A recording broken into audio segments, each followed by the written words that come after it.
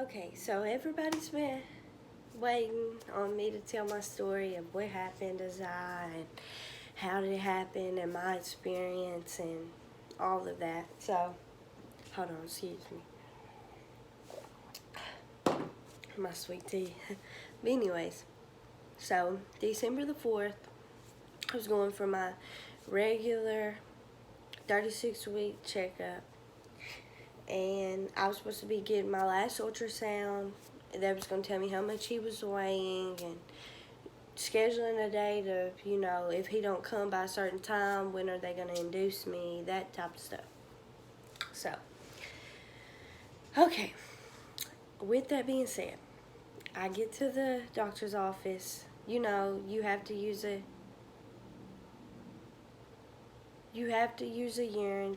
leave a urine sample every doctor's appointment. Like, that's the first thing you do.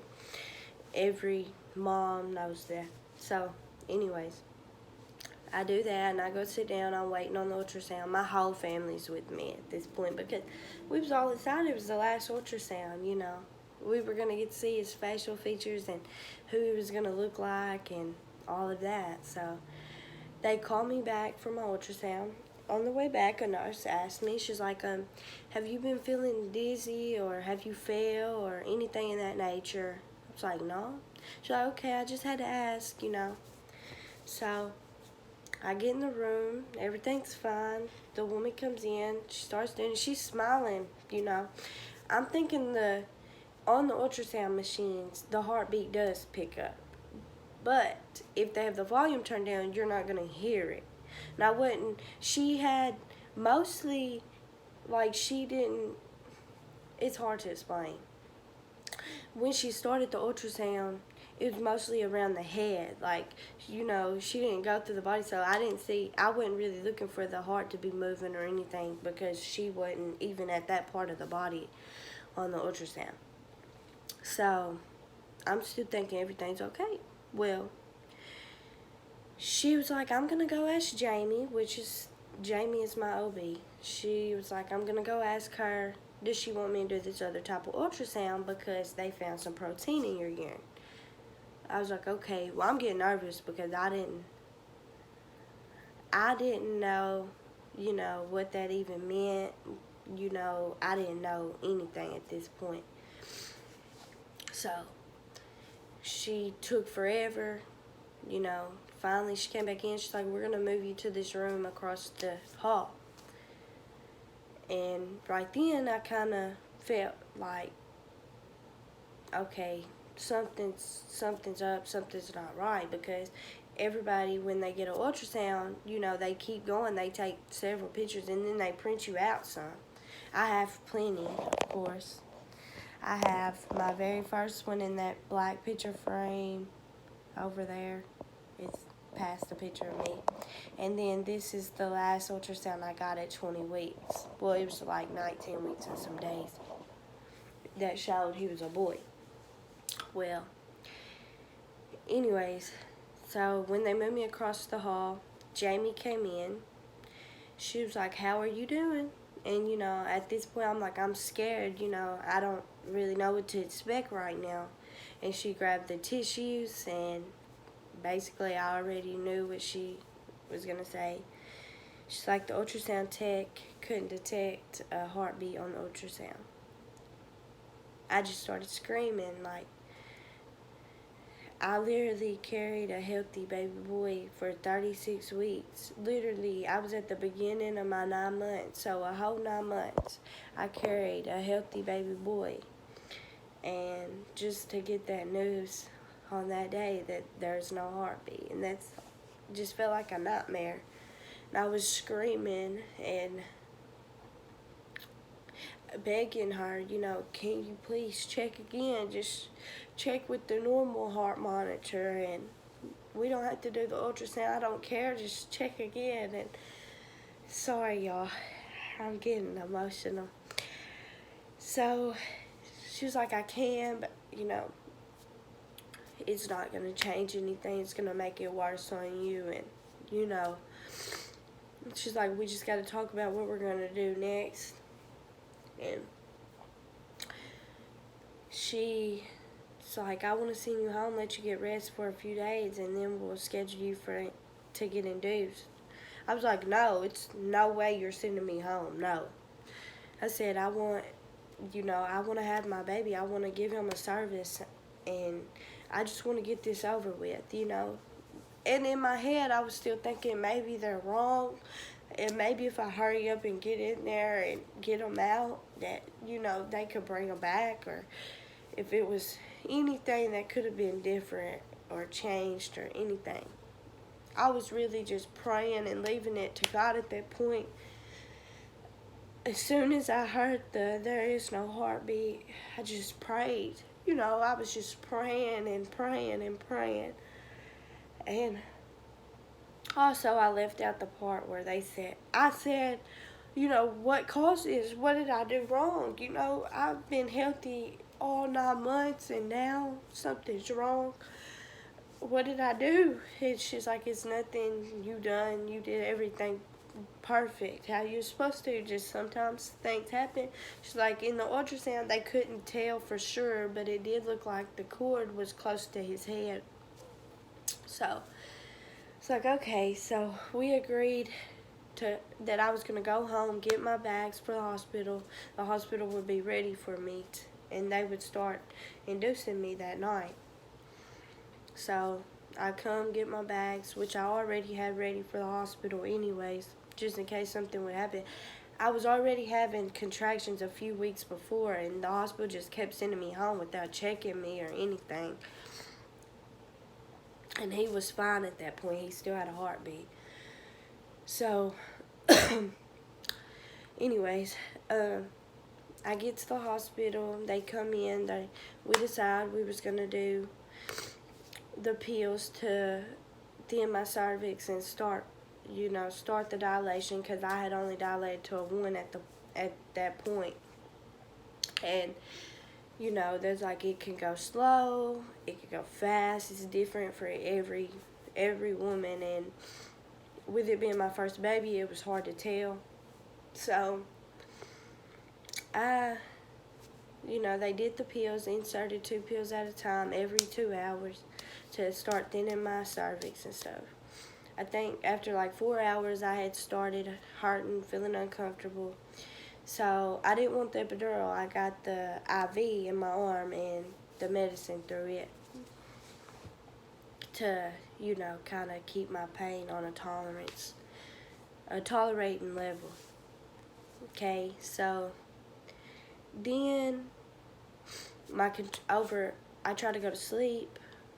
My contractions started getting worse and worse and worse. Like, I could not sleep throughout the night. I did not get no sleep. I was waking up screaming because I was having nightmares, and I was hurting really bad because I was, dilating. So I was having a lot of heavy contractions. So finally, I think it was like 7 o'clock the next morning on December the 5th, 2019. I was hurting really bad. The doctor had begged me, She came in, she checked me first. I was dilated to a 3. She begged me. She was like, please get the epidural. I didn't want the epidural because I have titanium rods in my back due to having scoliosis. I didn't want it to mess my back up. I had heard a lot of stories about the epidural, and, So finally, I agreed to let an anesthesiologist come in and look just to see would they be able to do the epidural around my rods or not. Because at this point, we didn't even know was I going to be eligible for one. So they came in, he was like, yeah, I found a spot. I'll be able to do it as long as you agree and sign the paper that you want it done. So I did, because I was having contractions really bad. I tried the exercising ball. I tried squats, bending over, everything. At this point, I was just exhausted. I didn't have no sleep. I was hurting real bad, and I was just ready to get it over with. I mean, it was already hard on me knowing my child wasn't going to come out crying and no heartbeat, and I wasn't going to get to take my baby home with me. So I agreed. I got the epidural. It was instant relief, instant comfort, and I went straight to sleep because, like I said, I was up throughout the night, so I didn't get any sleep. So I went straight to sleep. I woke up, I think it was around 1 o'clock, maybe 1:15. I was like, I feel a whole lot of pressure down there. And they came in, she checked me, she's like, yeah, you're dilated to a 10. I feel his head, he's right here. You can push. So I was like, okay. I started pushing. It was smooth sailing at this point because the epidural, I was so numb. All I felt was pressure. There was no pain. And I'm thankful that I got the epidural because before it was awful. And 1:46 p.m., Xylem came out. 3 pounds, 9 ounces. The cord had wrapped around his neck twice, and there was a knot in it. That's why he wasn't as big as, we were expecting him to be at 36 weeks. He was just about a pound off anyway, maybe not even that. But the knot stopped him from getting nutrients, and then when it wrapped, it cut his circulation off. Stopped the blood flow from his heart to his brain, and that's what took him. I heard a lot of stories of stuff happening like this, but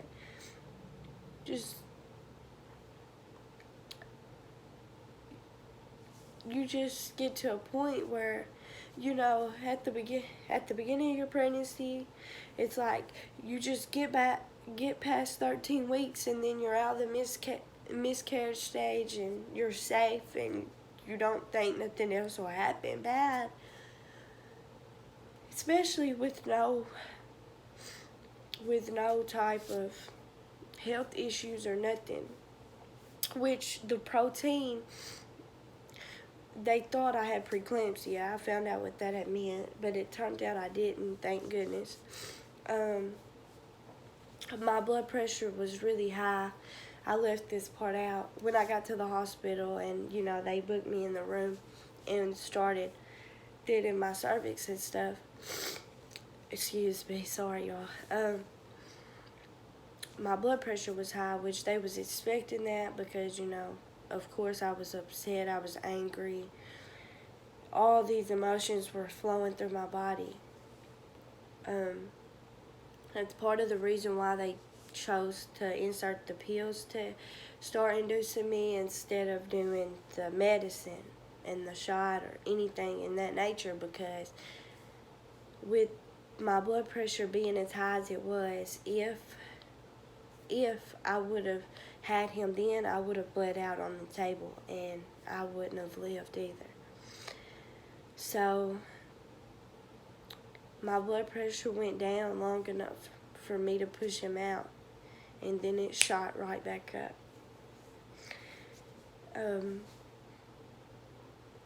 I got to hold him and spend time with him. They let me do that. I got to dress him and take pictures and take in the last few moments of my baby before I had to let him go. I kept him in the room over the night. They gave me a cuddle cot that kept his body cold so it wouldn't disintegrate or shrink anymore, because they start to shrink after they pass away. I'm not sure if y'all know any of that. Anyways, so I set up a funeral arrangements, of course. December the 6th, I got released from the hospital. The funeral home had came and got him. I got to say my last goodbye. Well, I thought that was going to be my last goodbye because they had already talked to me and my mom of how it was going to be closed casket, and, you know. So, I had took the outfit I wanted him to get buried in to the people at the funeral home and stuff afterwards. And after they dressed him and got him in the casket, got him all ready how I wanted him, they actually called and said we could come and say our final goodbye before they sealed the casket shut. I put some pictures in the casket of me and Zylan's father, and my little sister wrote him a note, and I put his first blanket I ever bought him in there. And also, I'm sorry y'all, this is very emotional for me.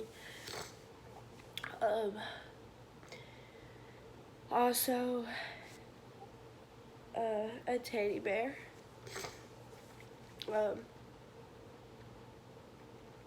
So, I buried Zylan December the 8th, 2019. Ever since, I've had a lot and a hard time of how I was going to move on. I was still having blood pressure problems afterwards, and nightmares. I could not sleep. I was waking up. I was having nightmares of Jamie telling me that there was no heartbeat and me seeing his face. I was waking up screaming, like, and I just was imagining that I was still feeling him moving me. And when I woke up, I still wanted to rub my stomach, and it wasn't there no more. It was really hard for me to get used to. A few weeks after I had Zylan, a friend of mine had lost her son to the same thing, the cord wrap, except it was around his leg and not his neck. And I was there to comfort her. Then, like a week later, another girl that I was friends with on Facebook lost her daughter. And then a week after that, another girl lost her daughter. And then these are all in surrounding cities around me. So I was just like, you know, why is this happening to us? And literally, it's full term. We were full term at this point, you know. We literally carried healthy babies all the way to 36 and up weeks, and we just get this bad news, you know, and I was there to comfort them, but it helped me getting to tell my story, getting to vent to someone who understood my pain. A lot of people tell you, I know what you're going through, and I'm sorry for your loss, and it'll get better, and I'm praying for you. But until you experience this, until you experience it yourself, you don't understand. You don't feel the pain. You don't know what we're going through. And I say that so much, and how do you know it's going to get better? You know, I have lost a cousin that I was close to. He was more like a brother to me. I've lost tons and tons of friends to different situations and different accidents, and I've been hurt a lot. I've lost all of my grandparents except for one. And, you know, nothing compares to burying my own son, planning my own son's funeral, picking out the songs, picking out what he's going to get buried in. Like, there's no pain like it at all. And I say that, and I still feel that to this day. So nothing like it. Nothing will replace your child. And and it's hard and it's unbelievable at the pain that you go through and you suffer with. As I was saying, a lot of girls around me started losing theirs. Finally, I reached out to a psychiatrist, and she knew. This is why I trusted her and believed in her. I had said I had lost someone. I did not say it was my child. I did not say what gender that he was. I did not say any of that in that nature. I was just saying that was my. She asked my reason for calling, and I told her I had lost a loved one. That's when she had told me, honey, I feel your pain. I have a son myself, and I couldn't imagine what you're going through. And at that moment, I'm freaking out. I'm like, how does she know it was my son? And so I'm listening, and she said, the reason that he wants you to know that he's still here. And you might be somewhere not even around any food, she said, and you're going to smell your favorite food. That's him reaching out to you. You're going to be somewhere and a ladybug and a butterfly or a bird is going to land close by or maybe even on you. That's him reaching out to you. You're going to be somewhere and a song's going to be in your head and you turn on the radio and that song's going to play. That's him reaching out to you, letting you know that he's still there. And I instantly felt comfort because I knew my son was okay, which I already knew anyways. He was perfect. He never did no wrong, so I knew God had him in his hands. Also, she said the reasoning is that I found my gift. God allowed me to go through this pain to find my purpose and what I was going to be good at. So she said my gift was I'm going to get to heal others and help others that are experiencing the same kind of pain as me. She didn't know anything about these other women losing their children, and that these other women were my Facebook friends and they lived close by.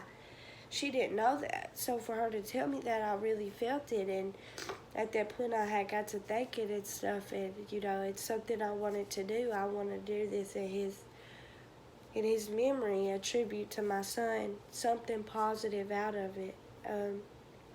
I eventually want to be a speaker to women who, not just women, parents, who lose their child, who lose a child. I want to be able to know that I do understand it. I know I've been there. I felt this pain before, so I can speak on it. I can tell you what helped me, what's going to hurt. The days it's going to be worse for you. It's going to be some days that are worse, like your due date, the birth date, the day you conceived, if you know that exact date, or even around that time, or even when someone close to you is having a baby and their baby's healthy and their baby's okay, you're going to get jealous, you're going to have anger, you're going to be wondering why. You're not going to be meaning to, but it happens. It's life. So this is why I started my YouTube channel, so I could start getting out there and getting myself known, so I can eventually, hopefully, speak for small crowds that build up to large crowds or large group of women who've lost theirs. So that is my story. Thank y'all for watching. Please like, share, subscribe to my channel. My next few videos will be things that help me grieve. Maybe little speeches and my testimony, to help the other parents, basically. I just want to start something small, having little speeches, and hopefully this will get me somewhere. to help my son be remembered. Thank y'all.